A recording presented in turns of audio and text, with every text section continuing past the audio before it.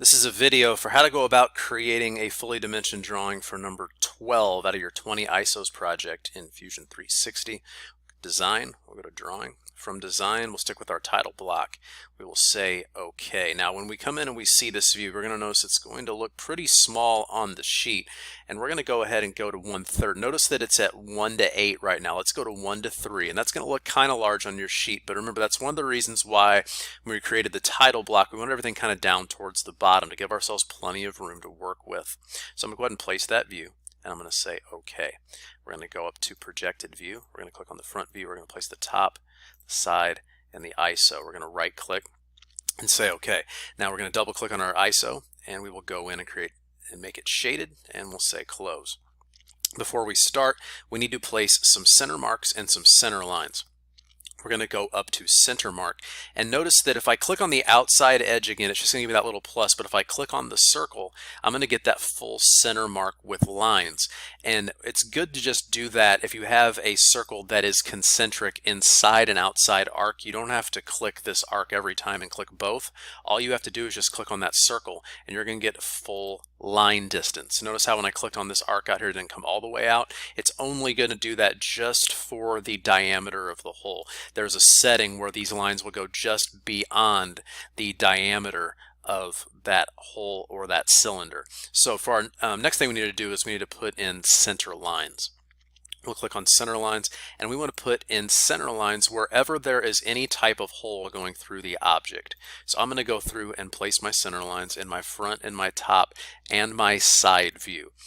Now for this particular object, we're going to notice that we have a lot of the same stuff going on in different views, because like each one of our arcs here, like I'm just going to go up and grab dimension, each one of these arcs is 2.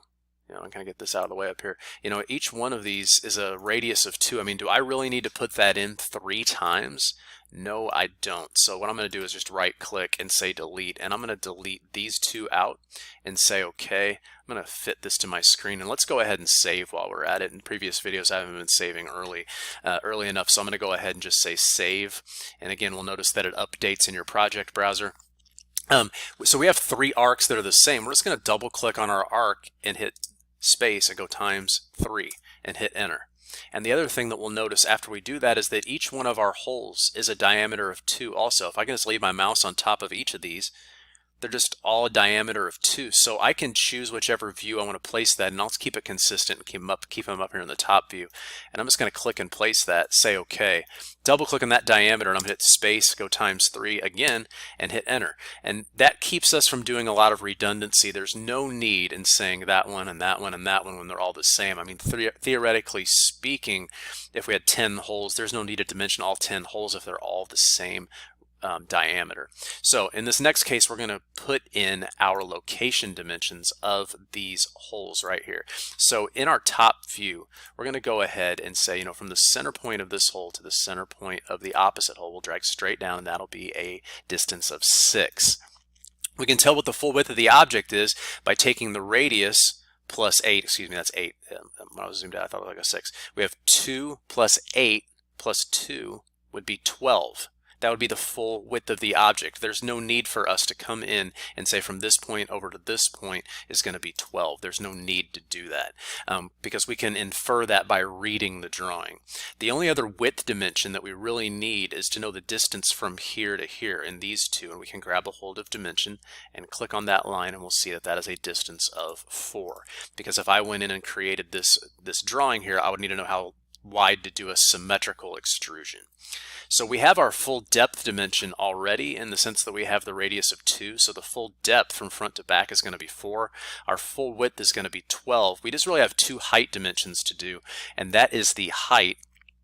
Seems like it's not going to let me click on this up here. There we go. We need the height of this ledge right here, which we can place in the front view. I'm going to snap that out. And then we need to know the location dimension from here down to the bottom here. And I think what we can do is you can do this either one of 2 ways. You could say from the center here to the bottom here, but that kind of drags through the object, and we usually try to avoid that. So we'll go ahead in the front view, and we'll just go from our center line all the way straight down. You'll see that snap to 5, and I'm just going to snap that out over here. And I'm going to right click and say OK. You can see that little gap in there that lets you kind of indicate that that's not really part of the object. And we have those 2 height dimensions, which is really all we need.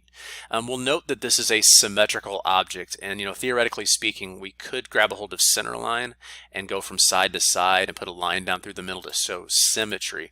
But instead, I think I'm just going to grab a hold of text, and I'm going to click up here at the top and just drag myself a little window, and I'm just going to say object is symmetrical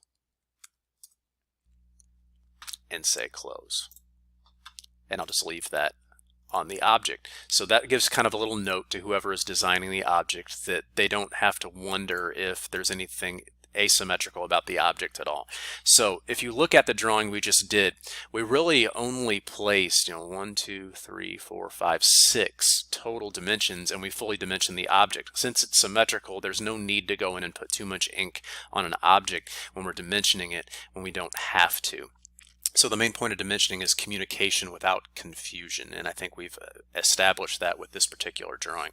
So this has been a video for how to go about creating a fully dimensioned drawing of number 12 for your 20 ISOs project in Fusion 360.